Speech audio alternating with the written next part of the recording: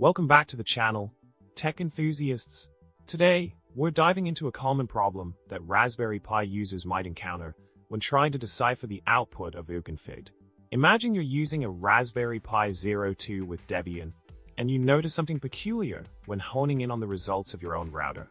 The problem arises when you see your ESSID appearing twice in the output, but with different quality and signal properties. Now, let's delve into the solution to this intriguing issue. Upon closer inspection, it appears that the ESSID appearing twice with varying signal strengths is due to the presence of two different access points on the same band. These access points have unique SIDs or MAC addresses and are offering access to the same network. It's quite common for multiple access points within range of each other to share the same ESSID, especially in large venues or university settings. However, both access points should ideally lead to the same LAN, ensuring a seamless network experience for connected devices.